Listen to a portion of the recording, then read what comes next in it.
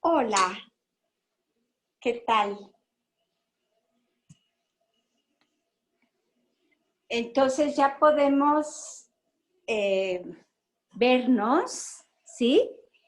Ya les envié su primera práctica revisada. Es muy importante que tomen en cuenta las observaciones, los comentarios. Yo les voy a proporcionar el miércoles un ejemplo, un modelo de análisis eh, para comparar y, y contrastar mito y filosofía, porque este aspecto es crucial. O sea, tener clara la diferencia entre un relato mítico, ¿sí? Y lo que es una hipótesis o un intento de explicación racional de un hecho o un fenómeno o un proceso, ¿sí? Si no tenemos clara la diferencia entre mito y filosofía, no vamos a tener clara la distinción entre lo que es una argumentación o un razonamiento que procura ser objetivo, claro, riguroso y justificado frente a lo que es un relato que sigue un orden cronológico, pero que no justifica, que no fundamenta aquello que describe o relata, ¿sí? Entonces, ¿a qué le vamos a hacer caso? A una fantasía, ¿sí? Una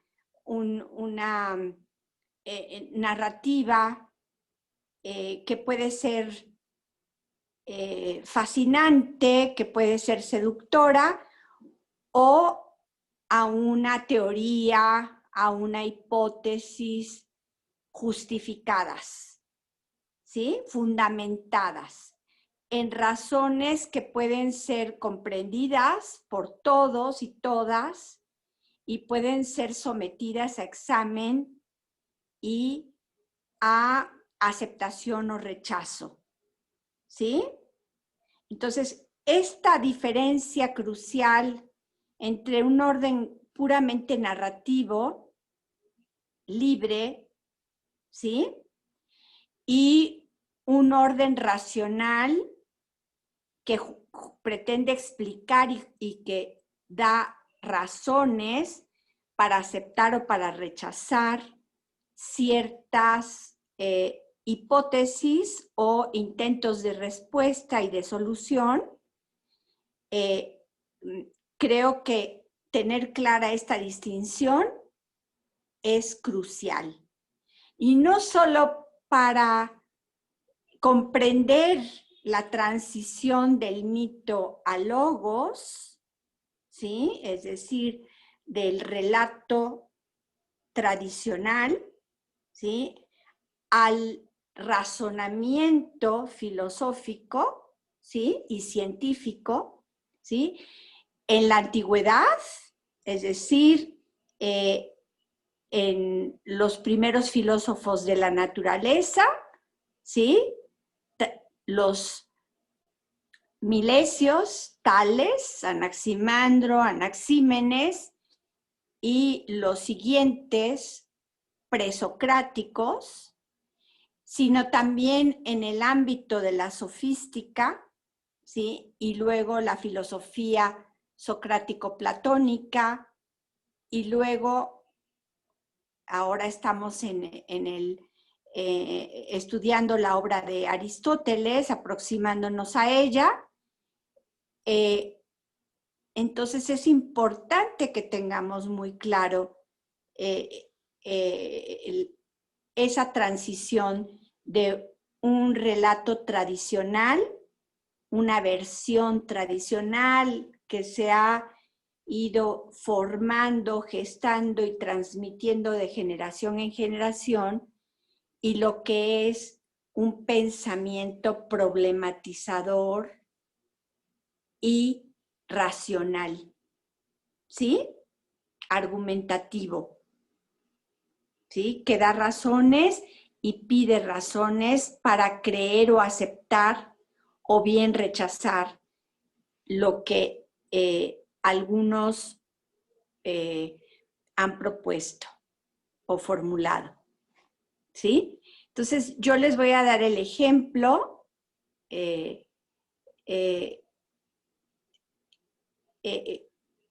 entre el mito de Prometeo encadenado, ¿sí? El mito en la teogonía de Hesiodo, de Prometeo, y la hipótesis filosófica de Anaximandro de Mileto, ¿sí? Del origen del ser humano.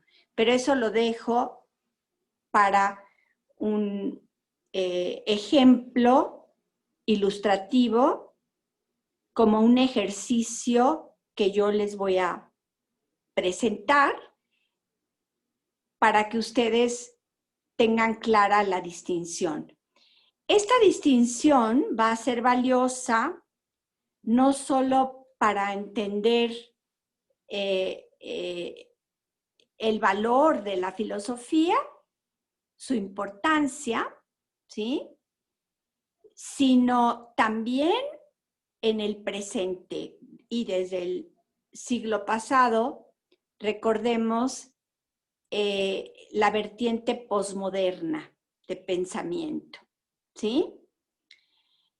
Para los posmodernos, las teorías, por ejemplo, la teoría marxista, la teoría freudiana sobre la psique humana, cualquier teoría, ¿sí? De la índole que sea, ¿sí? Es un metarrelato, es un gran relato, es un relato del relato, ¿sí? Entonces, no hay manera de examinar y juzgar si una teoría X tiene valor, reúne los méritos, satisface los criterios para que nuestra razón la acepte y rechace, en cambio, otras teorías, ¿sí? Entonces, desde la perspectiva posmoderna, tanto vale el psicoanálisis como cualquier otra teoría, como por ejemplo el conductismo, ¿sí? Pero entonces yo los invito a que lean el ensayo de Noam Chomsky en el que critica el conductismo, ¿sí? Y entonces ahí vamos a ver lo que es un filósofo y un científico como Noam Chomsky, que hace un análisis muy riguroso del conductismo y lo refuta, ¿sí? Ahora, en el ámbito de los debates y las teorías filosóficas, es difícil alcanzar la certeza, ¿sí? De que estamos en lo cierto, de que hemos dado la solución o hemos encontrado la solución a los problemas, porque nos ocupamos de problemas muy complejos, difíciles, sobre los cuales es muy, muy difícil alcanzar una certeza, ¿sí? Entonces, precisamente entre las escuelas helenísticas que nosotros vamos a presentar y a abordar, está el escepticismo, ¿sí? Es decir, que se puede conocer, se puede discernir entre lo verdadero y lo falso. Nuestras facultades cognitivas merecen nuestra confianza, nos pueden indicar lo que es correcto, de lo que es desviado, lo que es verdadero, de lo que es falso.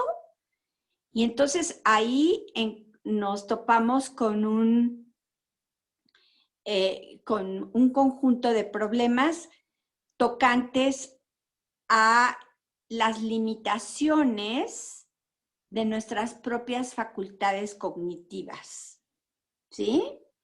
Ya vimos a través del libro primero de la metafísica o libro alfa los tipos de conocimiento que Aristóteles reconoce y distingue.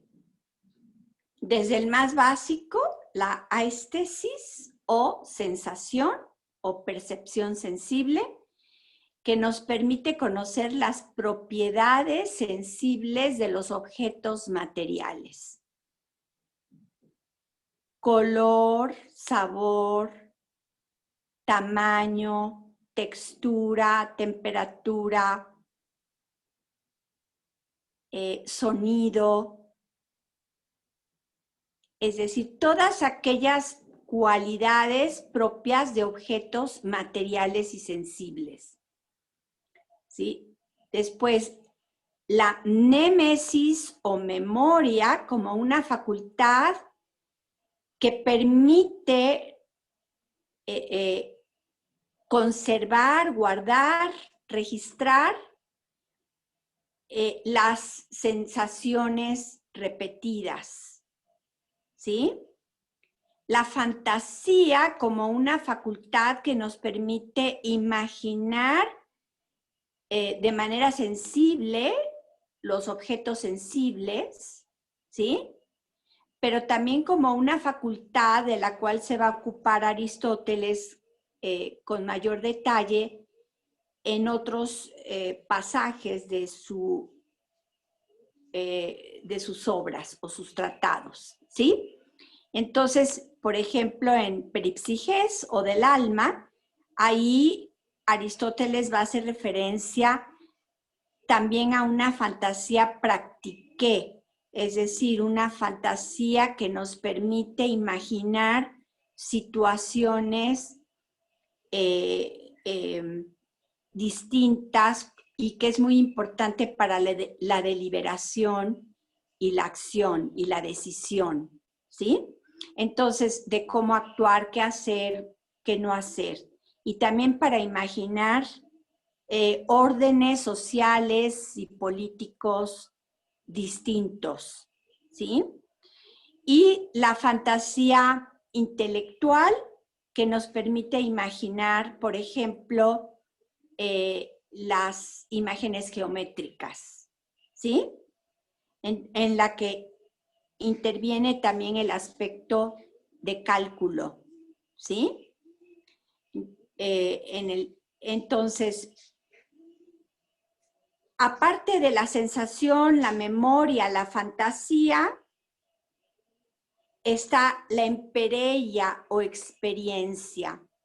Respecto a la experiencia, vimos que Aristóteles distingue entre la experiencia individual, que solo es posible adquirir a través de el contacto directo con una situación o una experiencia individual propia, ¿sí?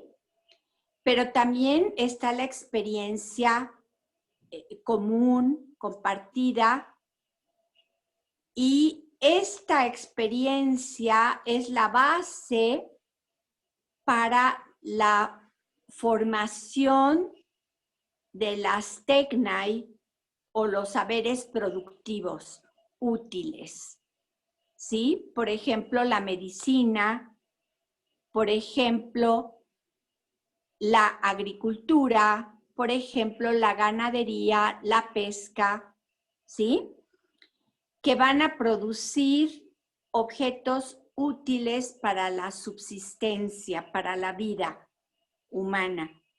Pero también la experiencia va a permitir, la experiencia compartida, va a permitir el desarrollo de los saberes productivos libres, es decir, que no están enfocados a la producción de objetos útiles y necesarios para la subsistencia, en el sentido de la equitación, en el sentido de la agronomía o la ingeniería naval, sino que de artes ornamentales, objetos ornamentales, ¿sí? Gratos para la vista y para procurarnos un placer, un deleite por su belleza, ¿sí? Y entonces ahí no se sujetan la producción a un interés útil en el sentido de las necesidades biológicas, ¿sí? Sino un bien que es caloz, que es bello y disfrutable, ¿sí? Y que nos produce un deleite que es distinto al deleite que nos produce, por ejemplo, un mole o un arroz o una sopa, ¿sí? Un alimento cocinado, ¿sí? ¿De acuerdo? Entonces el arte culinario nos produce un placer, pero también ayuda a la digestión, al proceso digestivo, en tanto que la producción de las vasijas y el arte de la alfarería va más allá de la mera necesidad. Ahí vemos plasmado de manera pictórica, ¿sí? Un arte que va más allá de lo útil en el sentido limitado de la palabra, ¿sí?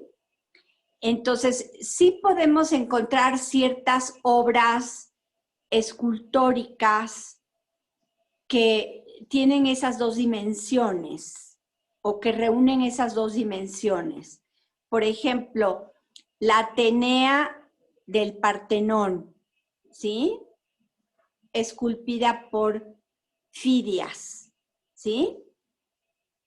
Esa escultura fue una obra de arte que conjuntaba el dominio de las técnicas para esculpir, ¿sí? Una imagen, pero también el dominio del cálculo, de la proporción que debían de tener las distintas partes del cuerpo, la cabeza, el tallo, las piernas, los brazos, las manos, ¿sí? Entonces ahí vemos el dominio de el cálculo de las proporciones que deberían guardar entre sí, porque estamos hablando de una estatua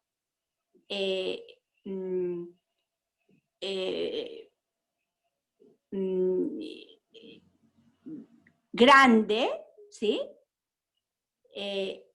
Y que fue una de las 7 maravillas de la antigüedad, ¿sí? Entonces, es una estatua enorme que estaba dentro del Partenón, el templo consagrado a la diosa patrona de la ciudad de Atenas, la diosa Atenea, ¿sí? Entonces,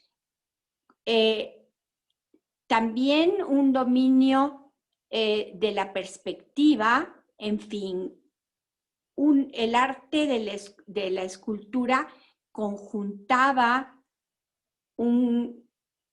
diversas saberes, ¿sí?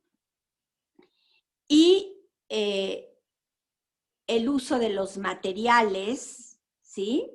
La selección de ciertos materiales, maderas, marfil, ciertas piedras preciosas, colores, etcétera, ¿sí? Entonces,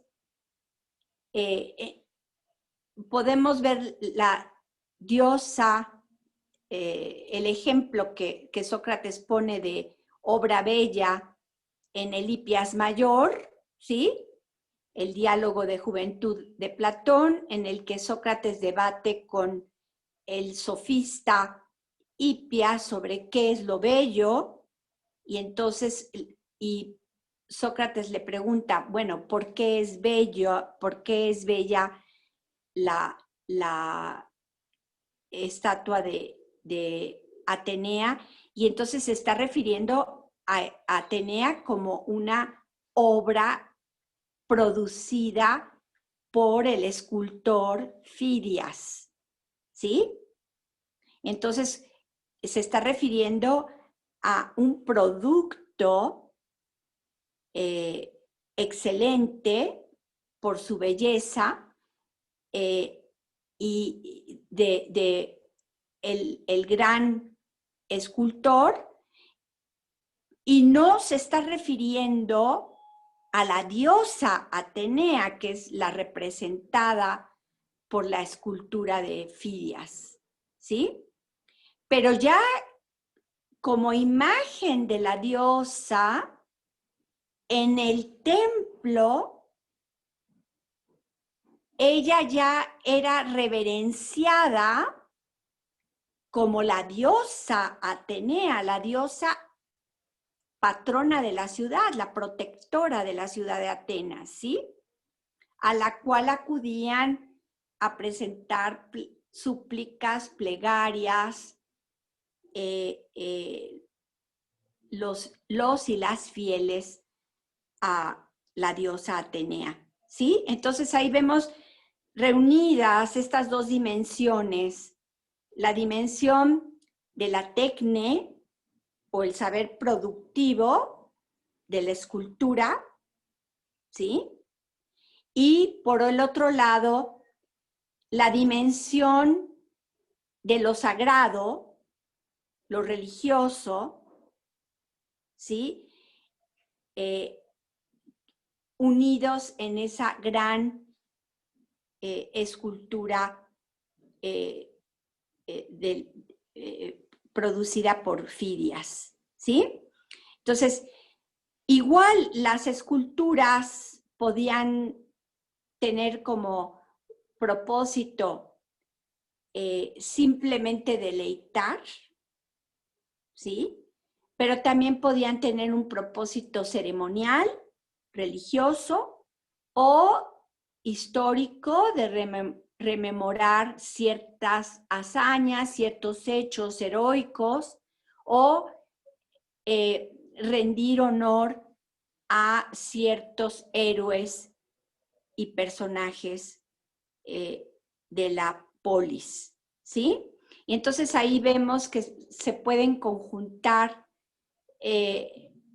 un fin útil con un fin libre, que es el deleite de lo bello, ¿sí? Entonces,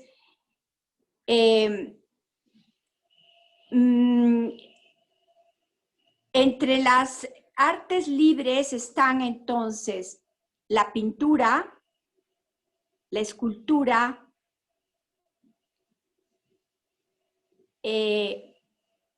pero también ciertas prácticas de la retórica, ¿sí? como el arte del uso de la palabra y la elocuencia, ¿sí? Entonces, la retórica podría ser vista como un mero recurso para persuadir y para seducir al auditorio, ¿sí? Y llevarlo a actuar de cierta manera o alejarlo de actuar cierta manera, es decir, como un arte útil, ¿sí? Pero también tenía ciertas funciones que atañían al deleite, ¿sí? Por la belleza de las expresiones y por aquellos valores y principios que se defendían a través de ciertos discursos, ¿sí?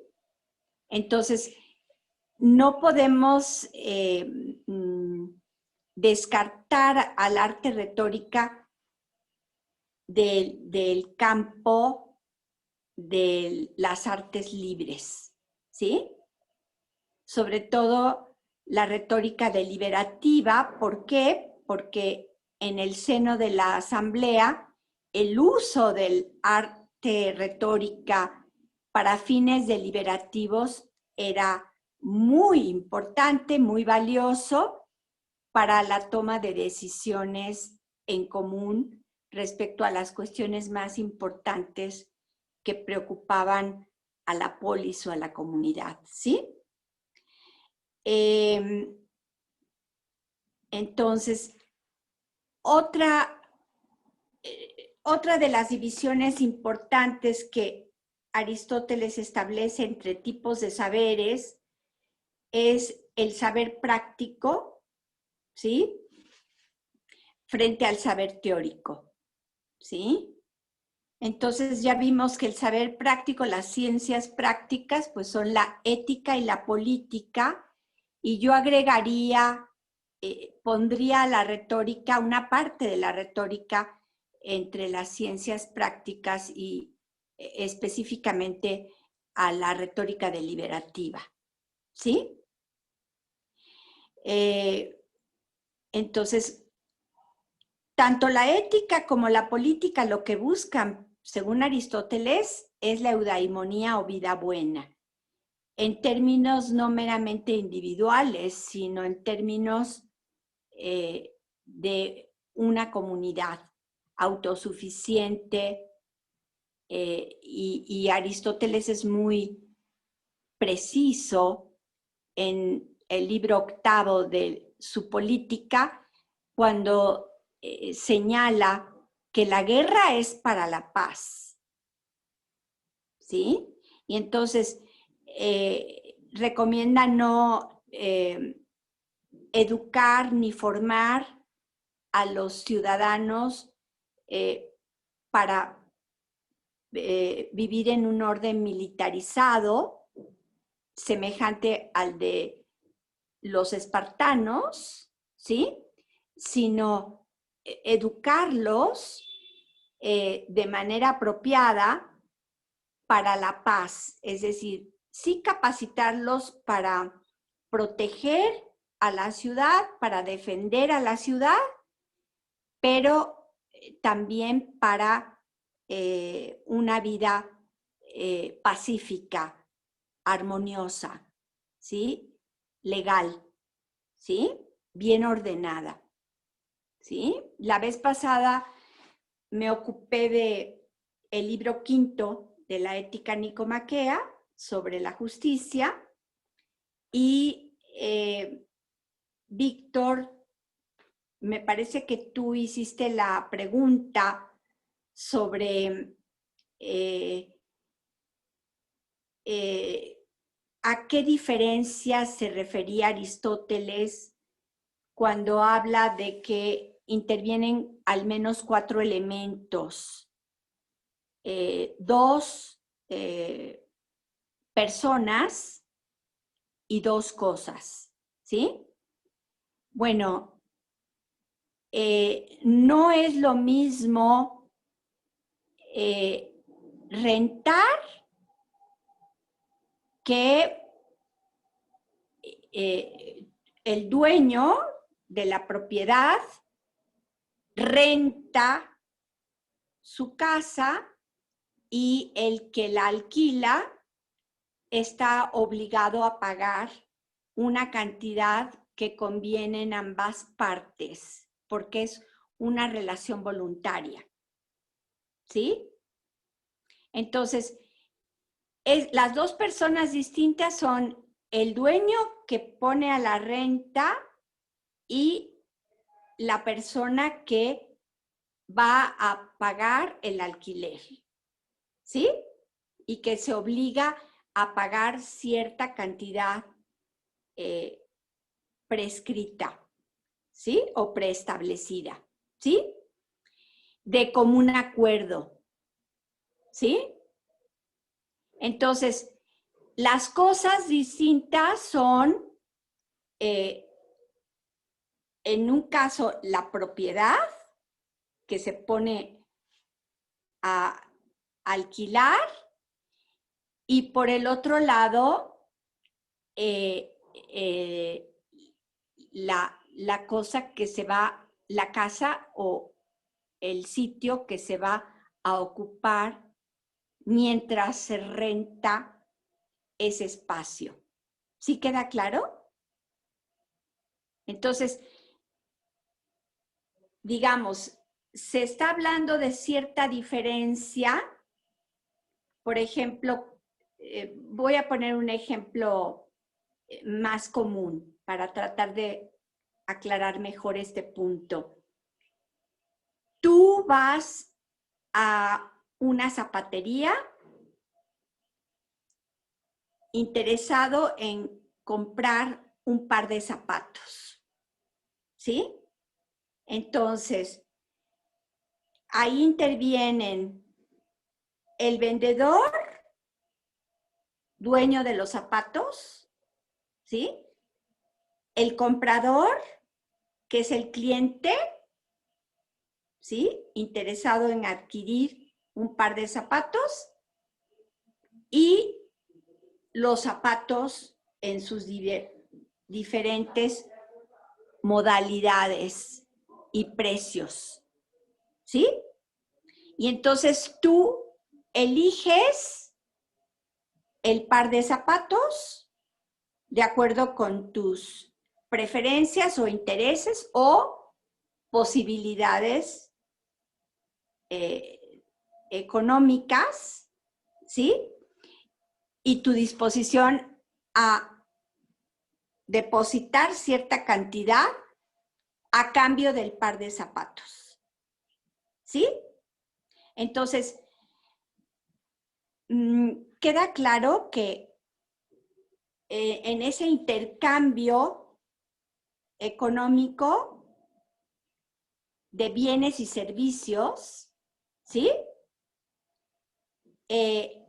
Están las dos personas, ¿sí?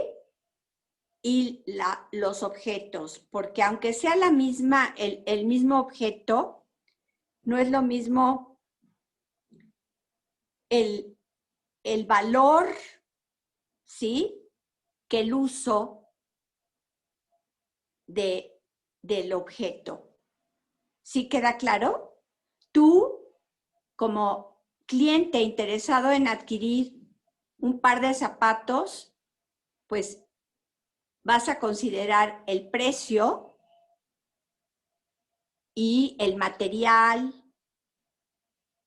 qué tan bien está fabricado el objeto y qué tanto te conviene adquirirlo o no.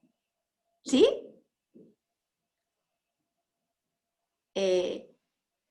Entonces, esos son los elementos, ¿sí? A los que hacía referencia de manera muy esquemática Aristóteles, ¿sí? Como los 4 elementos. ¿Y el uso? Sí. O sea, sería comprador, vendedor, cosa y uso. No necesariamente No, cosa y uso, en sí, el en ejemplo el que estoy planteando. ejemplo, sí, pero yo puse un ejemplo, pero no necesariamente, eh, eh, por ejemplo, supongamos que tú tienes interés en obsequiar a una persona que aprecias un retrato, ¿sí? Tú no eres pintor, entonces tú encargas a un pintor que retrate a la persona que quieres regalarle el retrato, ¿sí? Sí, o Y más que el uso sería el sentido más bien que se le va a dar al objeto, ¿no? bueno, recordemos que cuando Aristóteles habla de las causas, las 4 causas o principios, Sí, en el libro primero de la metafísica, pues, habla de la causa material, la causa formal, la causa eficiente y la causa final, ¿sí? sí. Entonces, en el ámbito de la producción de los útiles, pues sí hay un uso, Sí. ¿sí? Hay un principio final. Ahora, para Aristóteles todo tiene un fin y cumple Sí, un todo. fin propio, ¿sí? Entonces, pero aquí estamos hablando de objetos producidos de manera deliberada, ¿sí? Para ciertos propósitos, ¿sí? Pero ¿De incluso acuerdo? también creo que se puede ver en otras cosas, como por ejemplo, no sé, en la parte de lo que hablaba con el Hipias, la función de la estatua no es representar la figura de la estatua como tal, o el fin último no es representar a la diosa como tal, sino lo que representa la diosa, ¿no? Yo creo que ahí ya estás tú agregándole de tu propio, eh, de tu propio interés Ok, elementos. ok, sí, No, está no, bien. no, no, no, no, no, no, no. Fidias fue contratado para producir la estatua de Atenea, ¿sí? Pero fue contratado como escultor. Y de hecho, los enemigos de Pericles llevaron a juicio a Fidias por lo que cobró por sus obras. Entonces yo les recomiendo que ustedes busquen los mármoles de Engin en el Museo Británico y vean las metopas que se llevaron a Gran Bretaña, ¿sí? Entonces, fueron obras magníficas, extraordinarias, ¿sí? Pero, eh, eh, mm, y entonces, entre los grandes escultores de la antigüedad en Grecia, pues estuvo Fidias, ¿sí? Pero no, lo que no se vale en filosofía es la lectura libre en la que tú le das, sueltas tu propia imaginación, tus fantasías sobre qué se buscaba, qué se hacía, qué... No, no, no, no, no. Eso es para el ámbito del juego, el ámbito de la literatura, el ámbito de la ficción. Ahí se vale darle juego a la imaginación, pero en el ámbito de la filosofía no. ¿Sí? Tenemos que Entonces, ser rigurosos. entonces, Sí, no, Jimena. ya no nos vamos a la cuestión significado significante, ¿no? Lo que significa, por ejemplo, como dice mi compañero Víctor, lo que significa la diosa, sino como tal, para lo que fue creada y nada más. Ya no, Producida, ok, producida. producida, perdón. ¿Sí? Entonces, Sí. y nada más, ya no podemos abarcar un significante hacia la población o no sé, a quien la creó. Eh, la imagen de Atenea proviene de las fuentes antiguas, ¿sí? Es como la Virgen de Guadalupe. Cuando yo era niña, muchos religiosos se negaban a aceptarla como la Virgen, ¿sí? Sí.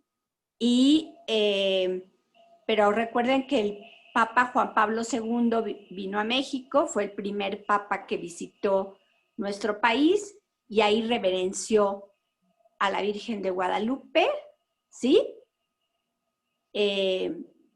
Pero si nosotros indagamos, pues es la antigua diosa Tonantzin, ¿sí? La diosa madre prehispánica, ¿sí? Entonces ahí vemos cómo se unen la fe y las creencias tradicionales prehispánicas, ¿sí? Y la religión católica, ¿sí?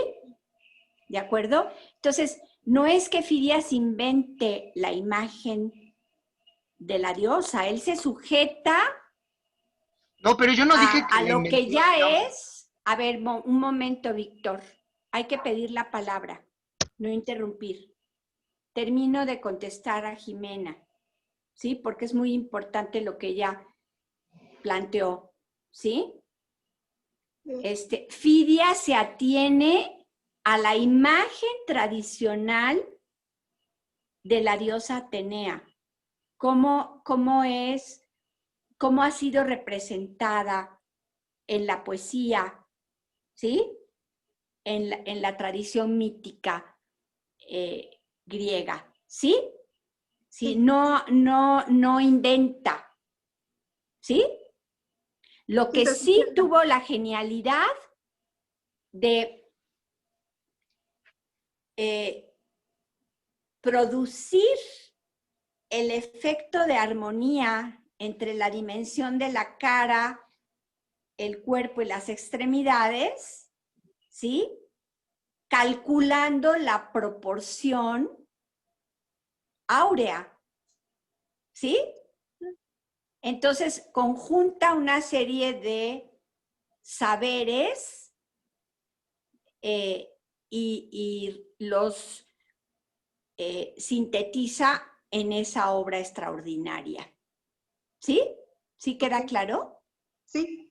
Entonces, no lo podemos reducir a significado y significante en un sentido así simplista, ¿sí? Sí. Aunque tú acudiste a esa distinción, ¿sí? Sí. Ahora sí, Víctor, ¿qué era lo que querías plantear? pero es que yo no dije que la inventó, o sea, más bien yo dije que él representa a la diosa con respecto de la tradición, o sea, más bien ahí en realidad está no importa si tiene tiene cara de perro o de lo que sea, está tratando de representar algo, es a lo que yo me refiero. O sea, no que él inventara, porque pues en realidad es tanto como, no sé, me recuerda como la vez que vino Hillary Clinton y le pregunta a uno de los acompañantes que quién había pintado a la Virgen de Guadalupe, pues eso en realidad no entra como dentro de la explicación del que llevó a Hillary Clinton a ver a la Virgen de Guadalupe, porque se supone que es la representación de la Virgen en el ayate de Juan Diego, a eso me refiero, a que es una representación. Mira, volvamos a la diosa Atenea, ¿sí? Entonces, para nosotros, acudir a las fuentes míticas griegas representa un esfuerzo, porque no forman parte de nuestro lenguaje común y compartido, ¿sí? A diferencia de la referencias a la Virgen Guadalupana, ¿sí?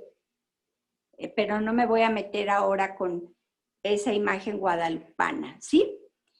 Me voy a referir a Atenea. No la podía representar como perro, porque era femenina, ¿sí? ¿De acuerdo?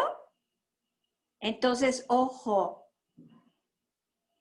no es que el mito sea pura ficción, ¿sí?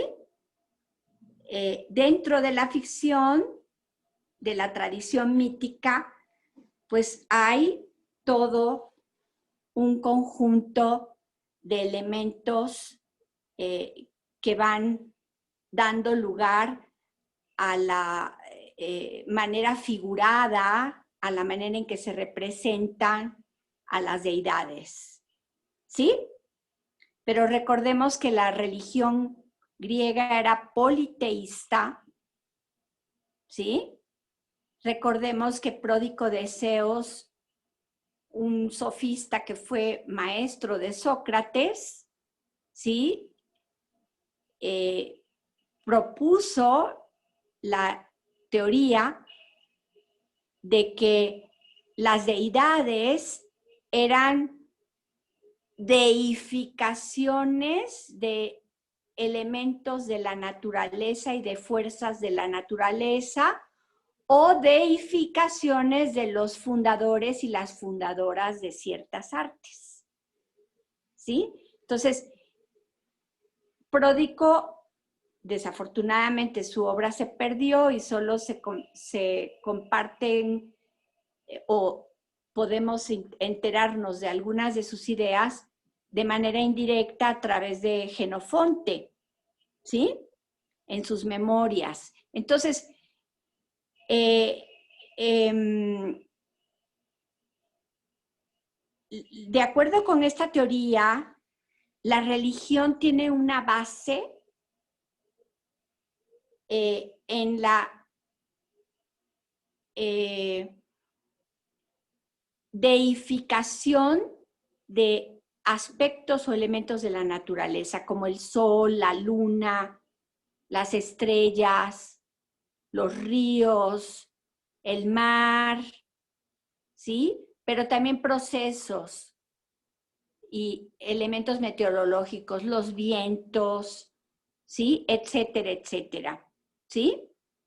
Entonces, pero todo eso va acompañado de representaciones antropomórficas, ¿sí? Tanto femeninas como masculinas.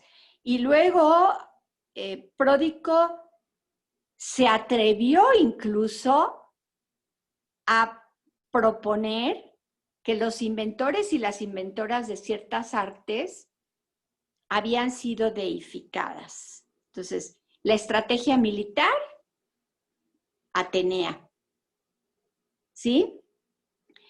El arte de la herrería, el dios, ¿cómo se llama el dios herrero?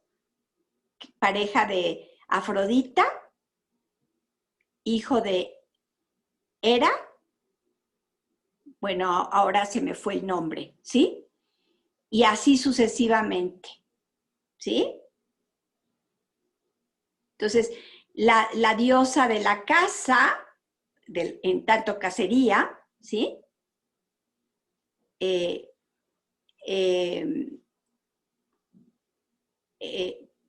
Y protectora de las doncellas para que no fueran violadas, ¿sí? La hermana de Febo Apolo, ¿sí? ¿Sí? Artemisa. Y así sucesivamente, ¿sí? ¿Queda claro? Entonces, no es un mero capricho, ¿sí? Y ya con la imagen guadalupana yo prefiero abstenerme de comentar, porque para muchos la imagen de la Virgen de Guadalupe pues se plasmó en el ayate de Juan Diego, ¿sí? Y entonces lo consideran un milagro, ¿sí? Entonces, ahí ya estamos entrando en una dimensión de lo sacro que en nuestro país es sumamente importante y es una cuestión que hay que tratar con cierto cuidado, ¿sí? Entonces, continuamos, ¿sí? En la sesión de hoy en particular, ¿sí? ¿Qué tema nos toca abordar?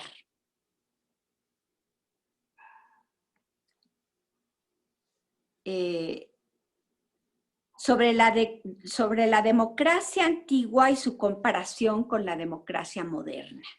Entonces nos vamos a enfocar en esta cuestión para no extendernos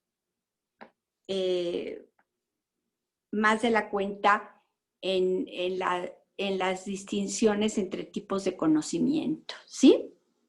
Entonces, sobre la democracia antigua y su comparación con la democracia moderna, ¿qué puedo decir? ¿Sí?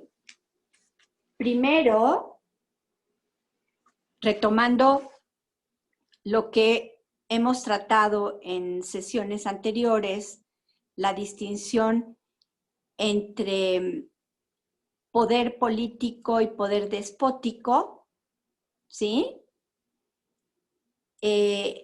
Aristóteles aborda la democracia antigua, la democracia ateniense, en su tratado Atenaian Politeia, ¿sí? Es decir, la democracia de los atenienses, ¿sí? Y en esa obra magnífica, Aristóteles reconstruye de manera concisa, pero sumamente brillante e interesante, cómo se fue estableciendo el régimen de la democracia, las instituciones propias de la democracia ateniense. Entonces, hace referencia a las leyes de Solón de Atenas, que en el siglo VI dieron paso a la formación de un tribunal de ciudadanos compuesto por 100 representantes, es decir, por 400 en total, 100 representantes de cada tribu, de las 4 tribus que conformaban la ciudad de Atenas o la polis ateniense, ¿sí? Entonces, en lugar de solo el tribunal del Areópago, que había estado integrado por los miembros de las familias más aristocráticas y que era el encargado de legislar y juzgar, ¿sí? Solón propone y conforma un tribunal de los 400, ¿sí? Mantiene la distribución de la población, de los habitantes de la polis, en 4 grupos, de acuerdo con lo que cada grupo produce y aporta a la polis, ¿sí? Entonces, había 4 sectores, ¿sí? desde los que menos producían y aportaban hasta los mayores productores, o sea, los más ricos.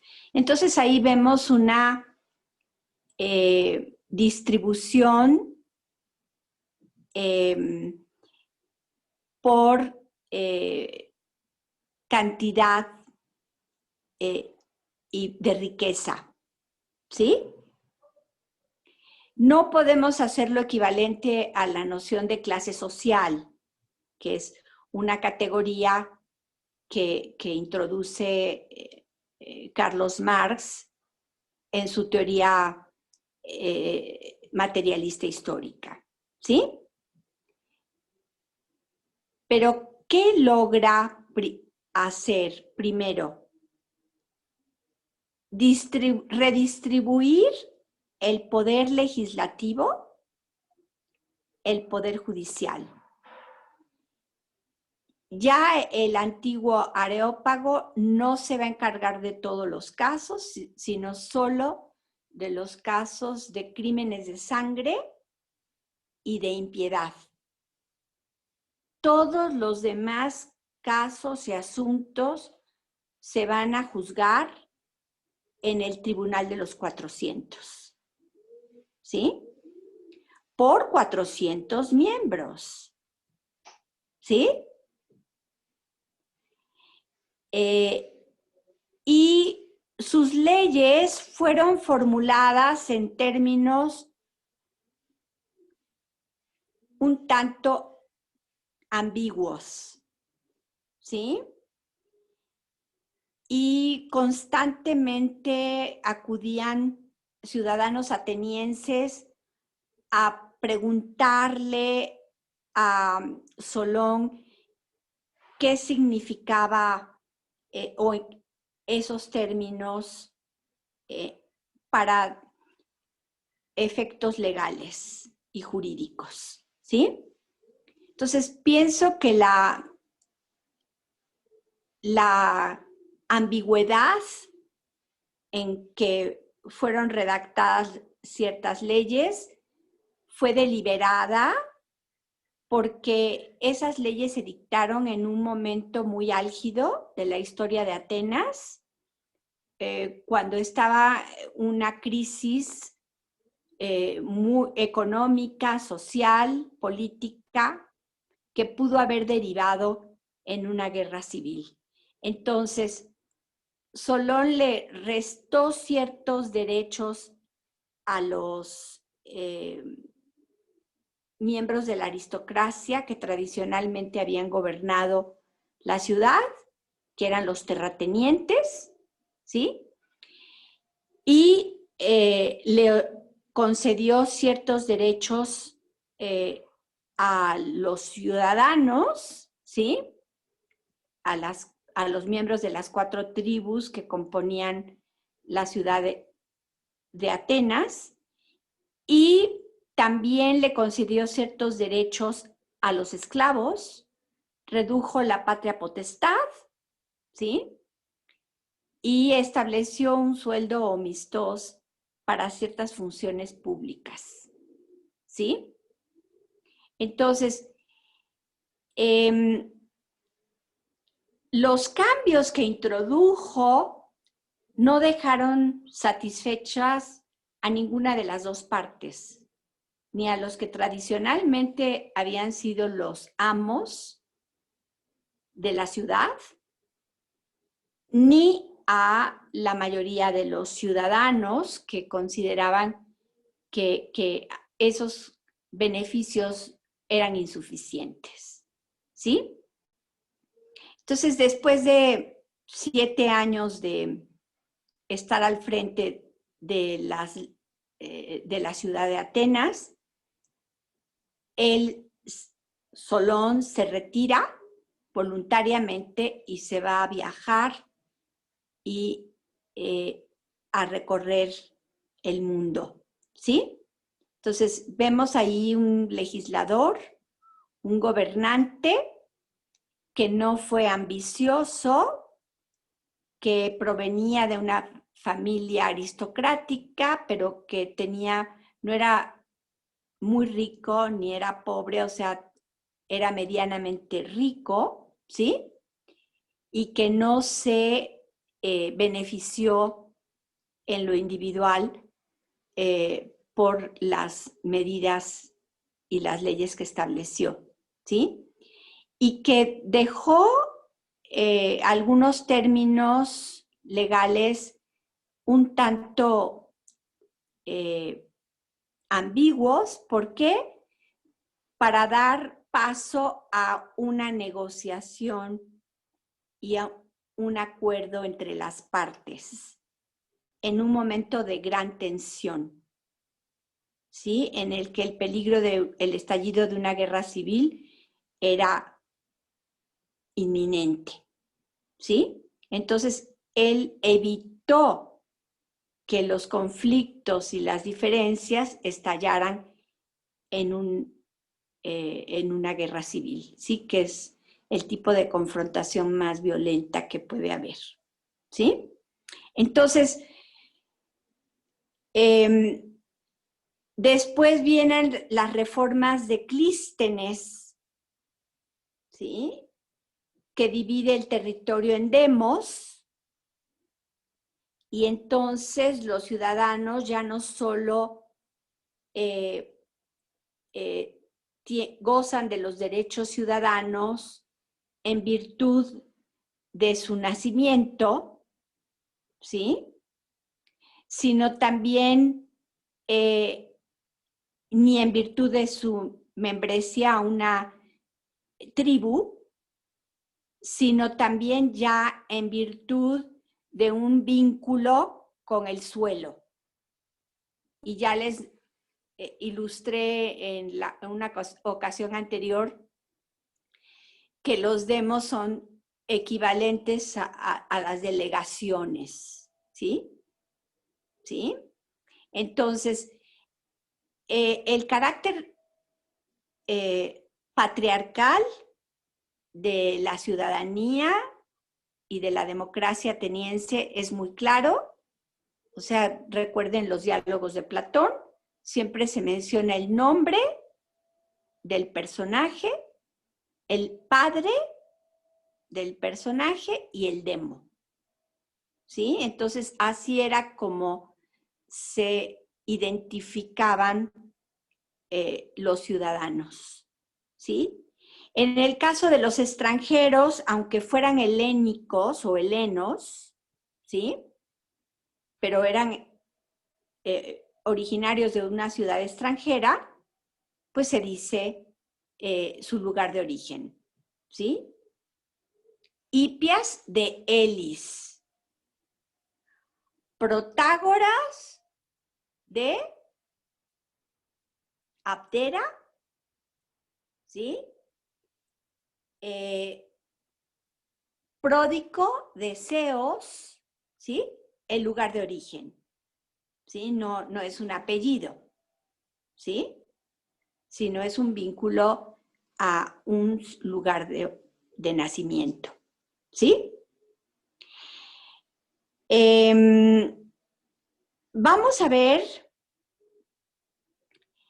que los derechos de las mujeres en la democracia antigua están sujetos a ese orden patriarcal, ¿sí?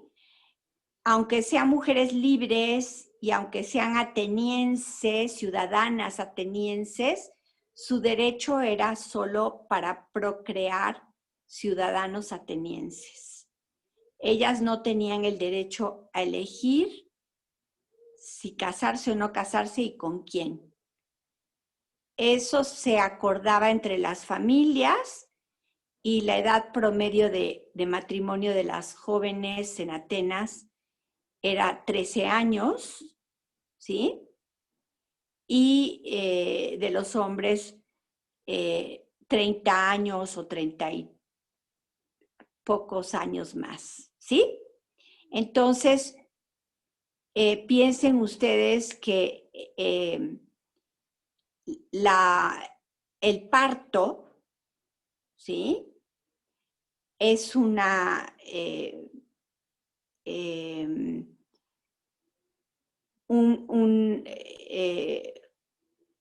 trabajo, ¿sí? Un esfuerzo y siendo tan jóvenes las mujeres se exponían en mayor medida a la muerte durante el alumbramiento o el posparto, ¿sí? Entonces tenemos que considerar eso, ¿sí? De hecho, yo les recomiendo una película extraordinaria, Cafarnaún, La ciudad perdida, ¿sí? De una gran cineasta siria, ¿sí? Y pues ahí se muestra la tragedia de una niña que es muy pequeña y que la casan con un hombre mucho mayor y que muere por causa del parto, ¿sí? Digo, ese no es el centro de toda esa historia, ¿sí? Porque pues eso está ocurriendo en el presente, ¿sí? Entonces, las mujeres pasaban de la tutela paterna a la tutela del esposo, ¿sí? Entonces sus derechos eran muy limitados, pero sí eran las responsables de la economía doméstica, ¿sí?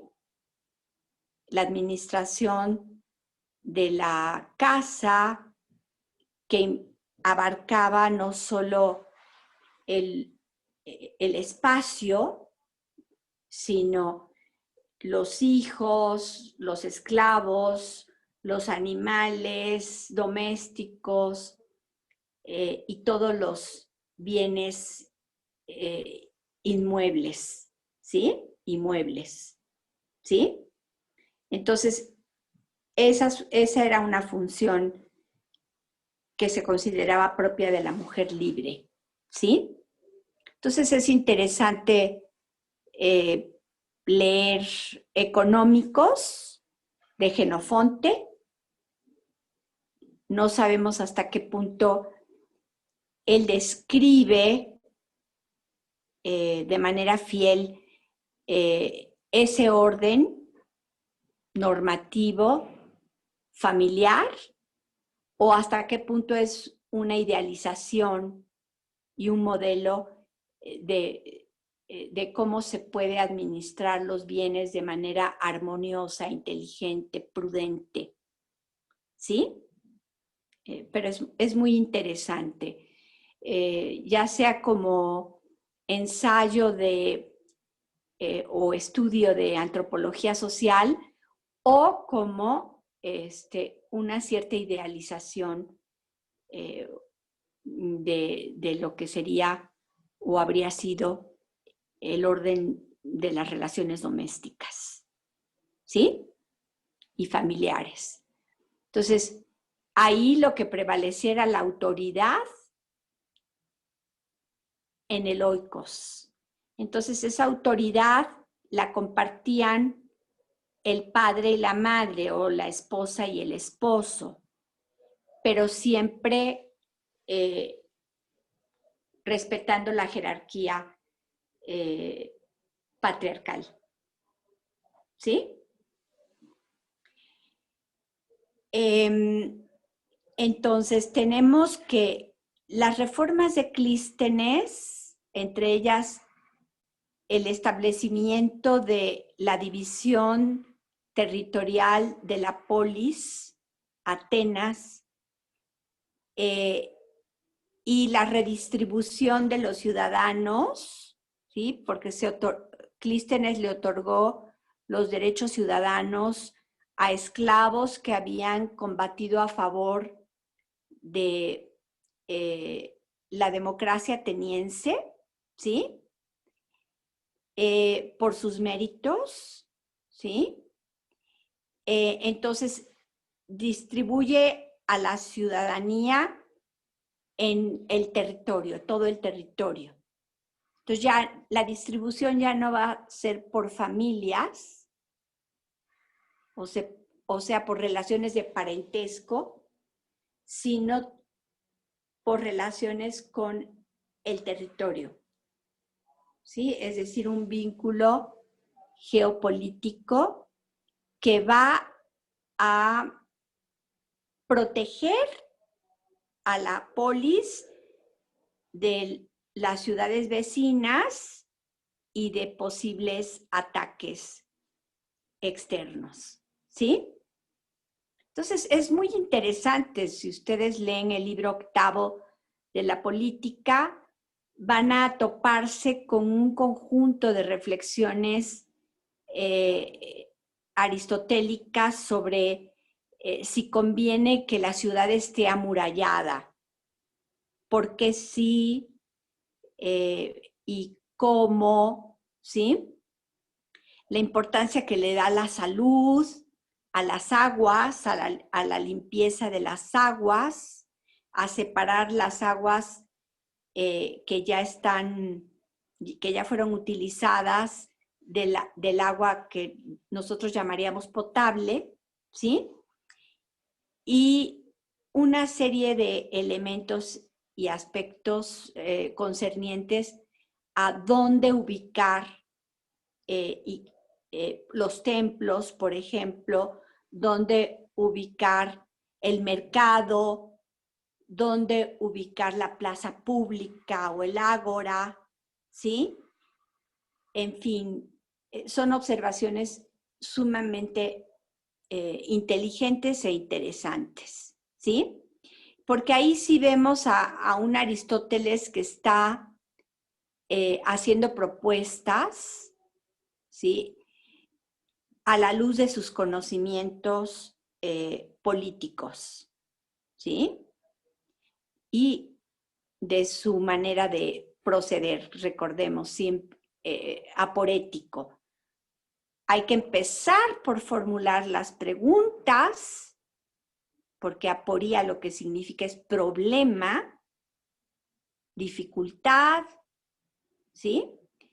Y después examinar y tomar en cuenta lo que otros han propuesto al respecto y juzgar los pro y los contra de cada propuesta, ¿sí? A la luz también de las propias consideraciones racionales y finalmente formular lo que se considera más conveniente, más prudente, más correcto o provechoso, ¿sí? Entonces es muy interesante leer el libro 8 de la política de Aristóteles porque tiene que ver con la educación que conviene dar a los ciudadanos, con la noción aristotélica de que los agricultores no deben ser ciudadanos, sino deberían de ser esclavos o periecas, ¿sí? Y ahí alude a Esparta, ¿sí? Y da ideas de cuándo deberían de casarse los hombres y las mujeres, establecer matrimonio, las mujeres alrededor de los 21 años y los hombres después de los 30, pero más cerca de los 30, ¿sí? Y eso considerando aspectos como la salud, ¿sí? Y porque la salud es una parte primordial de la eudaimonía o vida buena, ¿sí? Entonces,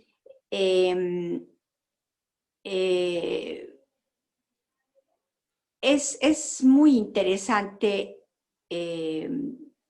ese libro, ¿sí?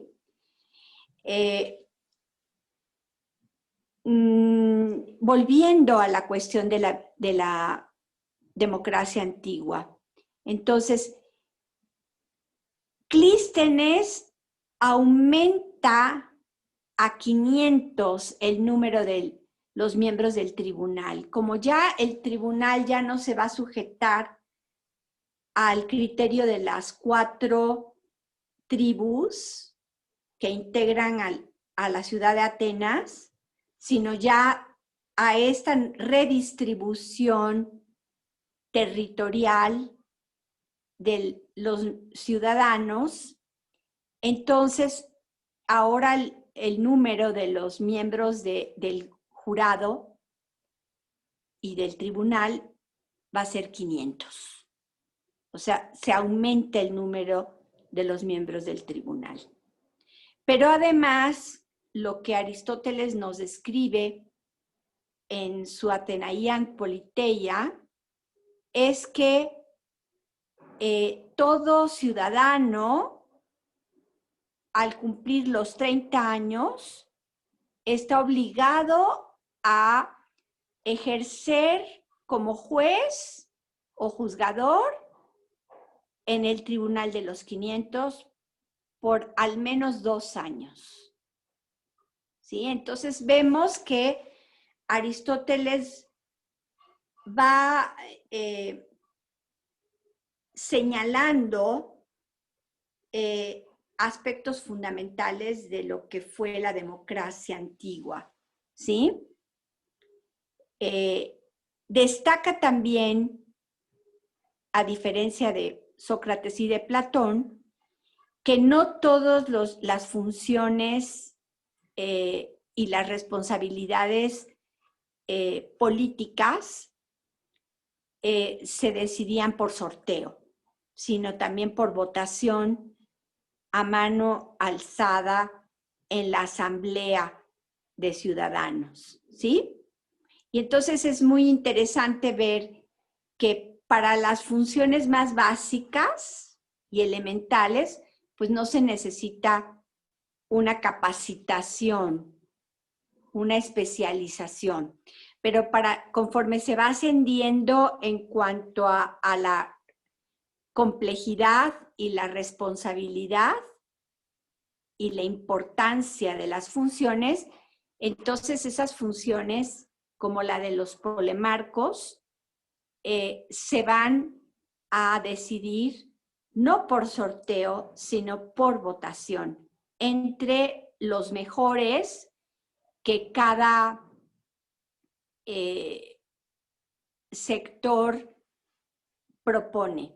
Como la polis era pequeña, todos se conocían y conocían a sus antepasados y tenían referencias sobre el carácter, el modo de actuar, la conducta, el proceder, la ética o la falta de ética de quienes integraban la ciudadanía, ¿sí? De manera que eso también influía en la elección y en la selección de los que se proponían como candidatos a ocupar ciertas funciones, las más importantes, ¿sí? Ahora, ya les mencioné que los sofistas en el siglo V antes de Cristo pusieron al alcance de los nuevos ricos, los comerciantes y navegantes que habían desarrollado sus actividades mercantiles y de navegación con éxito y se enriquecieron, estaban en desventaja en términos culturales, educativos, frente a los miembros de la aristocracia, ¿sí? Entonces, aunque ellos poseían riqueza, les faltaba lo que podríamos llamar nosotros capital cultural, ¿sí? Entonces, los sofistas ofrecieron sus lecciones de retórica de gramática y de todo, ¿sí? Porque eran enciclopedistas, ¿sí? Tenían un saber universal a cambio de ciertas cantidades, ¿sí? Y entonces eso permitió que ese grupo que poseía riqueza, pero que carecía de educación, se cultivara y practicara el arte de la elocuencia y pudiese ya hacerse oír en los debates en el seno de la asamblea, ¿sí? Porque si alguien no sabía hablar, pues lo callaban, le quitaban la palabra y no lo escuchaban, no lo atendían, ¿sí? Entonces, el arte retórica le permitió a ese grupo, a ese sector de nuevos ricos, competir en un terreno más parejo con los miembros de la aristocracia, ¿sí?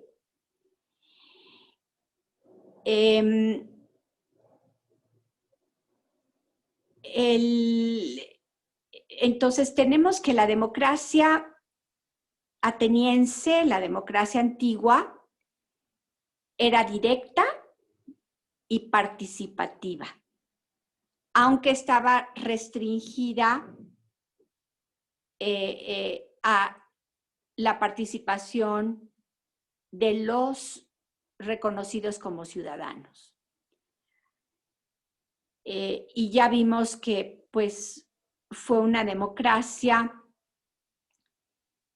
que tuvo mucho de oligarquía, ¿sí? Primero una democracia aristocrática, después una democracia oligárquica, ¿sí? Porque vemos que los ricos, los jóvenes ricos se cultivaron, se hicieron diestros en el arte de la palabra, del discurso y la elocuencia, y pudieron defender sus derechos e intereses a la par y en competencia con los miembros de la aristocracia, ¿sí? Entonces, creo que este aspecto queda muy claramente expuesto por Aristóteles, ¿sí? Y el propio Aristóteles en su política le dedica un espacio a los 4 tipos de democracia antigua que él distinguió, y entre ellos pues está el de la democracia oligárquica, ¿sí? Entonces es muy interesante porque vamos a ver que Aristóteles en el libro 8 de su política propone que se le conceda poder, facultades a la mayoría de los ciudadanos en el ámbito de la procuración de la justicia y de la legislación, porque dice, ya reunidos y guiados por los mejores, pueden tomar las mejores decisiones, y sería muy peligroso dejar que un gran número de ciudadanos se sintiera despojado de derechos porque podría atentar contra el orden y el sistema legal vigente, ¿sí? Entonces es muy interesante que considere que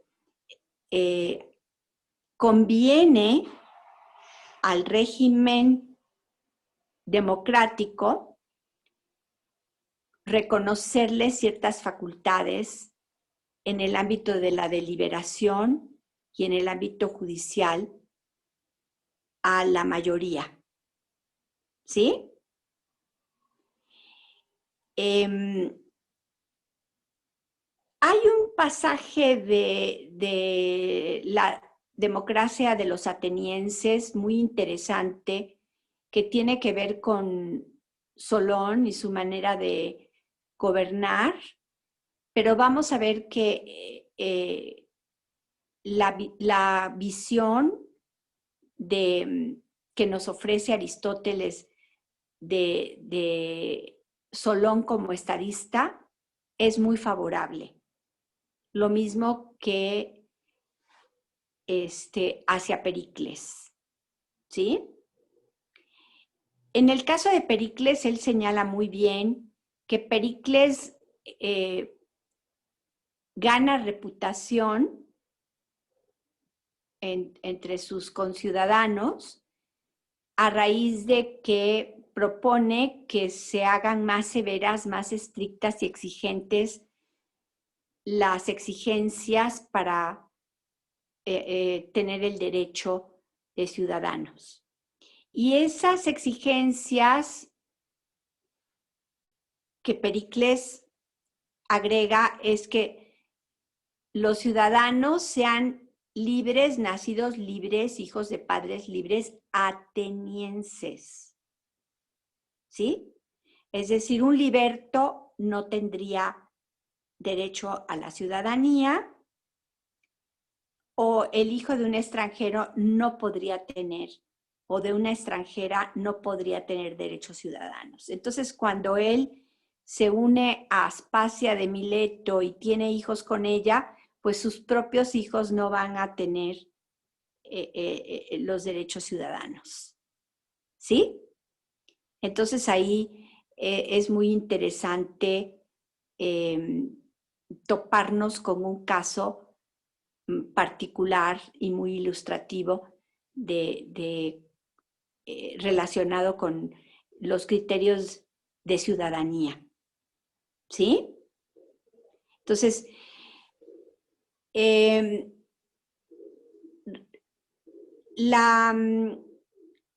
respecto a la democracia, ya les mencioné cuando tratamos la cuestión de regímenes rectos y regímenes desviados del bien común. Ya vimos que el factor cuantitativo no es el que decide si un orden político es recto o desviado, sino que es qué tanto ese orden, ya sea conducido por una persona, un rey, es recto si se ajusta a un marco legal orientado al bien común, ¿sí? Y su desviación sería la tiranía. De la aristocracia ya vimos que Aristóteles sigue la noción socrática y platónica de la aristocracia, ya no en el sentido de linaje, de nobleza, ¿sí? Heredada por ser miembros de una familia de héroes, ¿sí? O semidioses, o de diosas, ¿sí? Sino que ya pone énfasis y atención solo a la excelencia moral en el carácter, en el modo de sentir, en el modo de ser y en el modo de actuar. ¿Sí? Entonces ya vimos que su teoría de la acción considera que hay factores internos o causas internas y causas externas de la acción. ¿Sí? Entonces, ¿cuáles son los principios internos de la acción? El deseo del bien, ¿sí? La conciencia, la elección del bien, el propósito o el fin de actuar bien, de manera excelente. ¿Sí? Entre los factores externos estaría la fuerza o coacción, y ahí Aristóteles es muy exigente, porque considera que hay actos atroces y crímenes mayúsculos que son censurables, reprobables, y en ese caso ceder a la fuerza sería actuar, proceder de manera injusta. ¿Sí? Entonces es muy exigente al respecto. Y admite que puede haber errores, ¿sí? Fallas,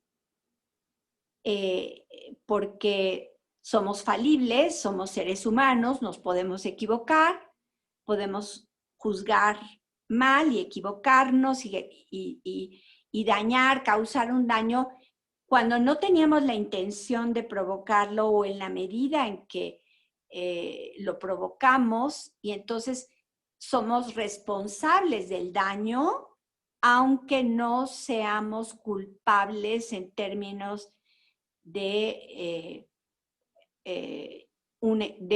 cometer una injusticia de manera consciente y deliberada. ¿Sí? Y pues la acción accidental, ¿sí? Que ocurre pues un poco por las circunstancias, ¿sí? Pero que no obedece a un propósito consciente ni deliberado de dañar, ¿sí? Sino que simplemente se produce el daño por azar, ¿sí? Entonces, ese tipo de distinciones nos permite ver que su teoría de la acción toma en cuenta tanto los aspectos subjetivos o internos de los principios de la acción como los factores externos. Y también reconoce que hay acciones mixtas, es decir, en parte voluntarias y conscientes e en parte forzadas. Y entonces ahí considera que ese tipo de acciones son dignas de cierta conmiseración. ¿Sí? ¿Por qué? Porque no fueron totalmente forzadas, pero tampoco fueron totalmente voluntarias, sino que hubo una parte de la cual es responsable quien actúa. ¿Sí? Ahora, nosotros vimos que su concepto de excelencia abarca dos tipos de excelencias. La excelencia práctica, que es ética y política, y la excelencia intelectual. En el ámbito práctico de la ética y la política, lo que prevalece es el término medio para Aristóteles. El término medio no equivale a un algoritmo que mecánicamente nosotros aplicamos, ¿no? Sino que dado que el ámbito de la acción es un ámbito práctico, contingente, cambiante, complejo, exige de parte de los agentes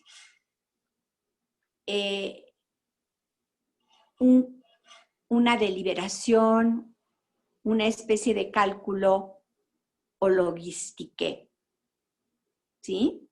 El qué, cuándo, cómo, a quién, de qué manera, hasta qué punto. Es decir, todo ese conjunto de aspectos que la razón práctica, la frónesis, ¿sí? O prudencia, permite considerar y ponderar a la hora de decidir qué hacer o no hacer en conformidad con lo excelente. Y también en conformidad con la moderación. O sea, no se puede ser prudente si se es inmoderado, ¿sí? Porque si se está muy airado, muy enojado, muy iracundo, no podemos ser sensatos, ¿sí? No podemos ponderar las alternativas, no podemos considerarlas, no podemos sopesarlas para decidir y actuar de manera prudente. ¿Sí? Entonces, él establece una correlación entre el modo de sentir y el modo de ser y actuar. ¿Sí? Entonces, la educación desde la edad muy temprana va formando nuestro carácter y también vamos aprendiendo a moderar nuestras pasiones. ¿Sí? Entonces, esto es todo un aprendizaje y podemos alcanzar la excelencia, ¿sí? Ahora, Aristóteles nunca aceptaría la humildad como una excelencia. ¿Por qué? Porque la humildad para él sería servil, ¿sí? Entonces, incluso para los griegos, una fuente de la valentía era la ira, ¿sí? Entonces, el enojo por un agravio inmerecido, ¿sí? Entonces, el elogio a la valentía, ¿sí? Va acompañado del reconocimiento de que es apropiado, es correcto enojarse, sentir ira ante un atropello, ¿sí? Ante un abuso. O diríamos nosotros una humillación, una falta de respeto, ¿sí? Porque ya nuestra ética ya no es la ética del honor en sentido caballeresco, ¿sí? Sino de la dignidad personal, ¿sí? Ya nosotros tenemos una noción distinta, ¿sí? Y nos cuesta trabajo entender el sentido del honor, ¿sí? Caballeresco, ¿sí?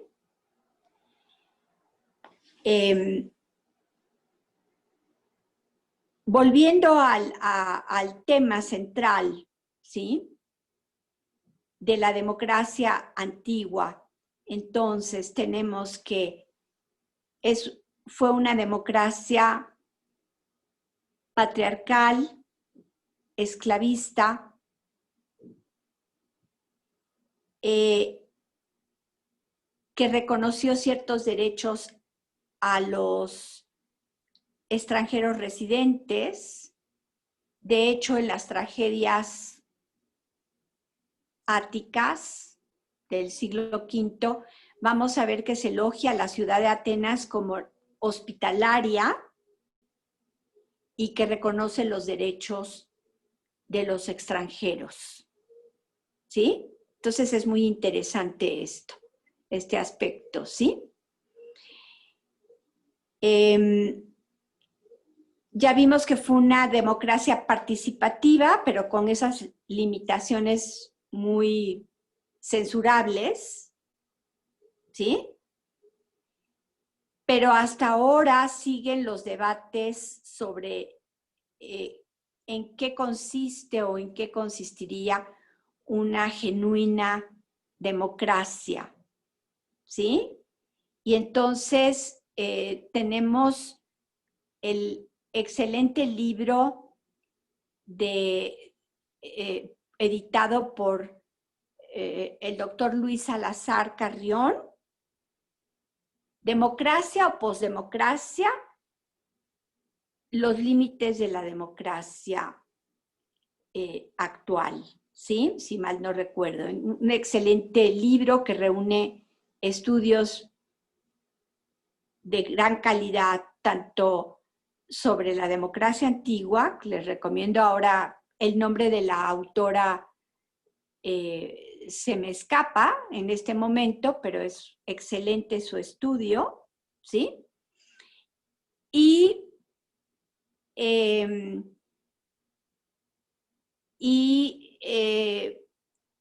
están el artículo de Luigi Ferrajoli, que es muy importante e interesante respecto a la dimensión jurídica que considera primordial, fundamental, para que existan las instituciones propias de la democracia y se regulen las relaciones sociales en los distintos ámbitos de nuestra sociedad, ¿sí? Entonces, uno de los puntos en los que coinciden los politólogos italianos que Luis Salazar reúne es que en nuestros días la democracia y la política están sometidos a los intereses financieros, ¿sí? Entonces, ya la práctica de la política está regida, está traspasada y muy sesgada por los intereses financieros, ¿sí? Entonces, yo les recomiendo mucho ese libro de el doctor Luis Salazar Carrión, ¿sí? Para aproximarnos al tema de la democracia contemporánea y su comparación con la democracia antigua, ¿sí? Porque todavía siguen problemas muy serios. Si los derechos ciudadanos están limitados a los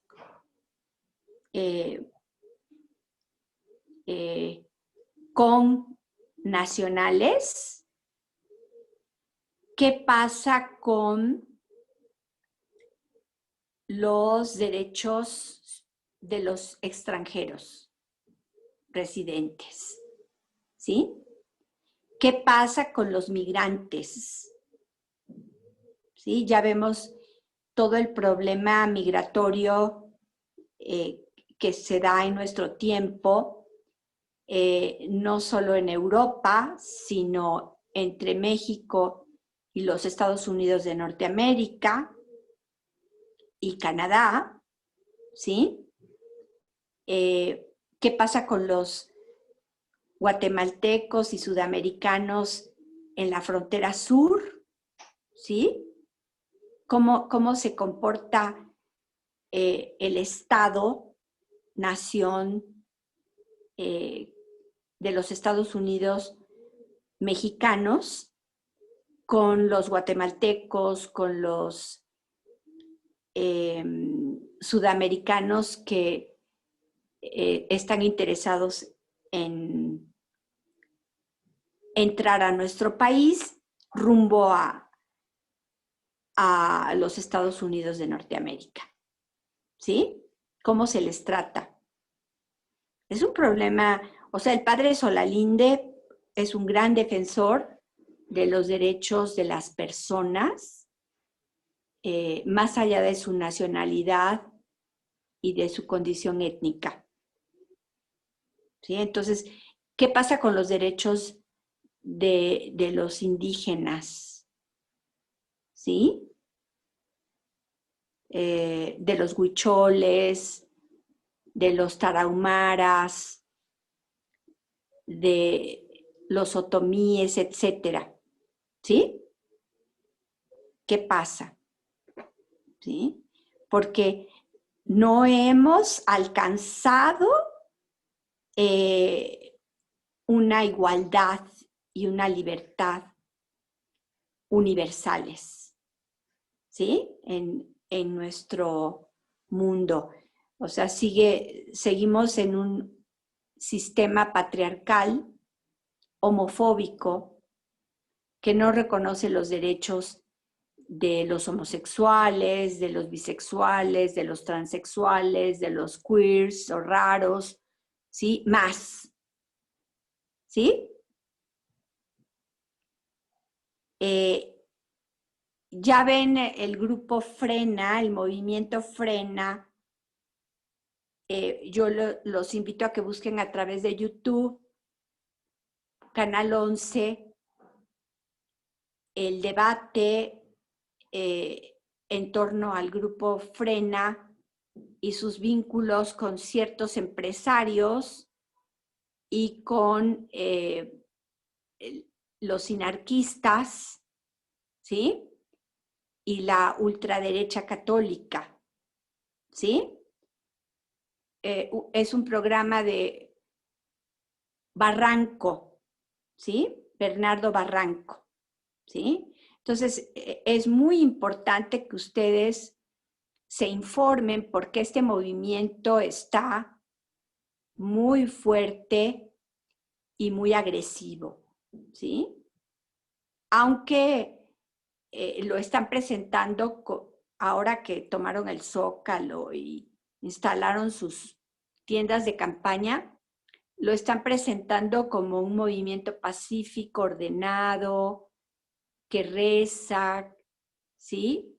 Que es armonioso, ¿sí? Pero el análisis que hicieron el historiador Pedro Salmerón y el invitado religioso, que ahora se me fue su nombre, ¿sí? Es un análisis muy riguroso, ¿sí? Y es un análisis que aporta elementos para comprender esa movilización que pretende ser golpista, ¿sí? Y su relación con el sinarquismo, ¿sí? Que surgió en el Bajío entre los cristeros, ¿sí? Yo les recomiendo mucho la novela de Elena Garro sobre Recuerdos del Porvenir. Recuerdos del Porvenir es una gran novela que tiene que ver con el movimiento cristero, ¿sí?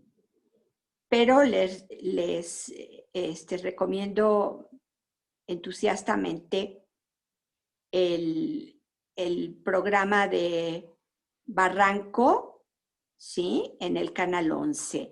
Estoy tratando de localizar el contacto que me enviaron.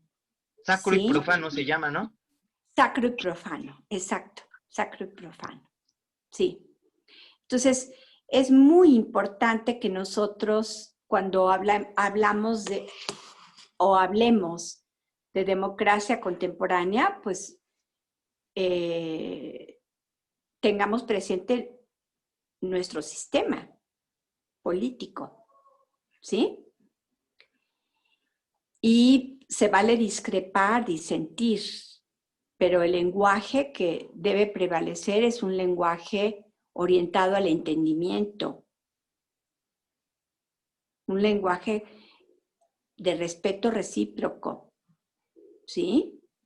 Y un lenguaje argumentado, ¿sí? Razonado. Entonces, sí es alarmante apreciar, percibir los discursos de odio en cualquier ámbito, que ya sea en el ámbito familiar, en el ámbito académico, en el ámbito social, en el ámbito de la ciudadanía, ¿sí? Porque está cobrando una fuerza inquietante ese discurso de frena, ¿sí? Que algunos no se lo toman muy en serio, pero pienso que nosotros en el ámbito de la filosofía debemos interesarnos no solo en abstracto por las cuestiones, sino también en concreto y tener presente que la realidad es muy compleja, que no la podemos simplificar ni reducir, ¿sí? Y entonces ahí es donde la interdisciplinariedad resulta muy provechosa y necesaria, ¿sí? Hay que acudir a la historia, pero a la historia rigurosa, ¿sí?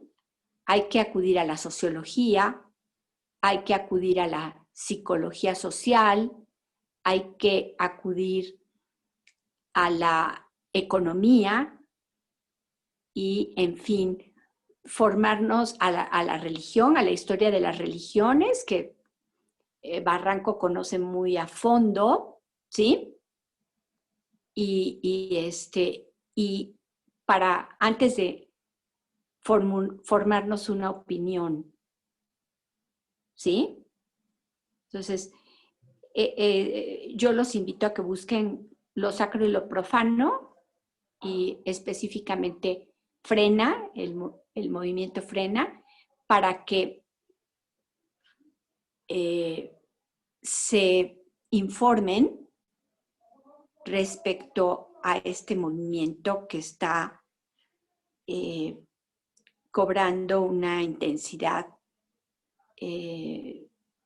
muy grande, sobre todo, ya no solo en ciertas regiones, en ciertas provincias de nuestro país, sino ya a nivel nacional con las redes, ¿sí?